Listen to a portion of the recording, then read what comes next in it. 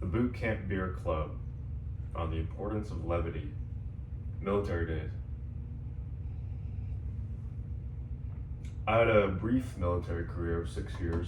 I learned a lot, but most of my learning was done in the first two. I was involved in training for a high-octane job, but was hospitalized with acute kidney failure 2 days before graduation. The rest of my career was spent in a logistics job. During those first years, though, where the day-to-day involved mud, pain, redlining, I became a different kind of creature, a cockroach. We always joked that the kind of fitness those special training schools supply isn't designed to make you an elite athlete, not truly, but condition you to where you can get stomped on and survive, like a cockroach.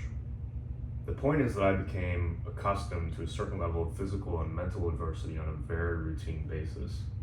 It is, of course, a shock to the system at the beginning, but adaptation came best to those of us who learned to roll with the punches and find the humor in it all. I had a close friend named Alex in boot camp. Our group was set aside from the primary pool of recruits, being en route to a more fun job. That meant a certain amount of segregation, extra PT, and hardships.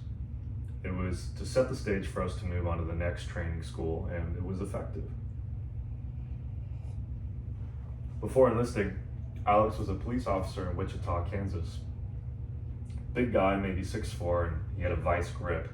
I remember months after meeting him, goofing around during some off time, he clamped his hand around the back of my neck and forced my head to the ground like I was a puppy, and he an adult chimpanzee. I scrambled out, but still, it was freaky. He had bad knees though.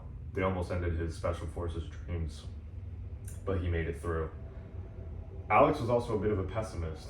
He would often cut you down with his diet Southern accent. He's from Kansas, not entirely Southern, and dripping sarcasm, but being nearer to his 30s than the rest of us, he had a relative talent for slowing down and smelling the roses. Bootcamp Beer Club.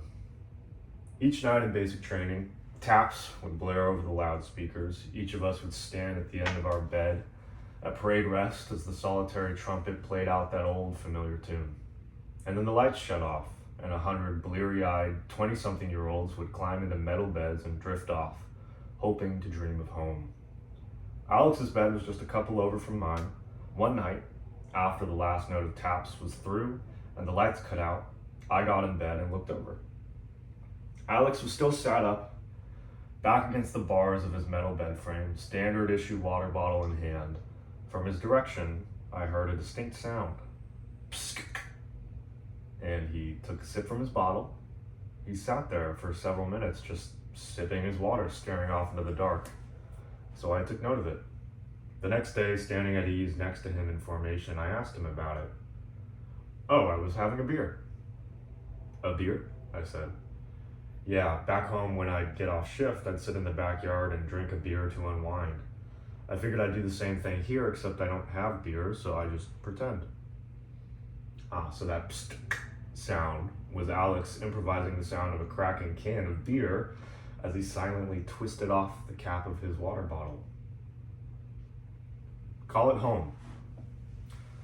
It's been said many times that human beings have the remarkable skill of making any place feel like home. From prisoners of war to backpacking college students, that sentiment is constantly displayed by wanderers far from home all across the world. Why is it so important? Respite. Rest is the reason. When you're in an unfamiliar environment, being tried and tested by your circumstances, you can't go forever without one form of respite or another. The long night must always end. Dawn always comes. Even in the infamous Navy SEAL Hell Week, when candidates are in the chow hall for meals, they're experiencing some measure of safety. The instructors leave them alone. They're allowed a moment of peace before diving back into the icy waters.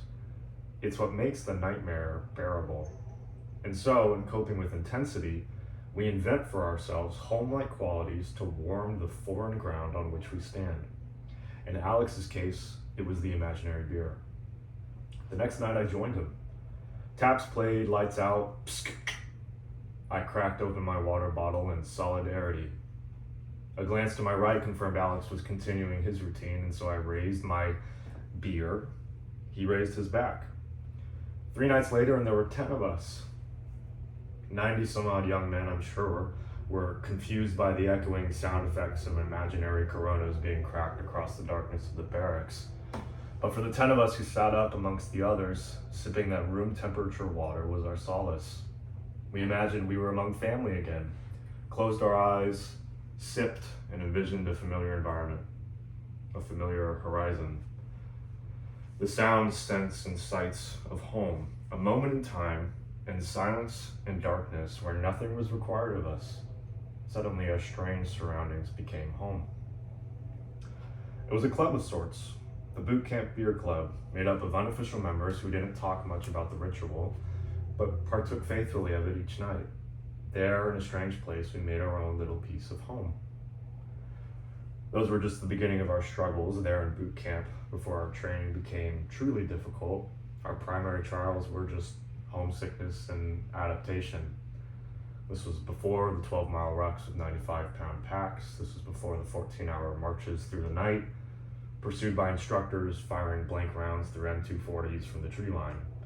This was before the heartbreak of failure, the soaring heights of success, but the Boot Camp Beer Club set a tone that resounded through the next couple of years for those 10 of us. There was nothing that could strip us of our sunny dispositions. There was nothing so unbearable that we couldn't crack a joke or a smile through the mud and sweat to enliven our spirits with the will to press on. These are not life and death stakes, mind you, just some very difficult training, but the lesson rings true. Levity in the face of adversity is the practical shield of the tormented. It is the foolishness of pretending you can turn water to Budweiser, a smoke session to a circus. The frame through which you see your circumstances casts either a shadow or a light on your outcome. This is a fundamental and practical tool to use in life, especially as a young man who is growing to find his own potential. To be one to roll with the punches, to fortify yourself against discouragement, is what might set you apart from the rest.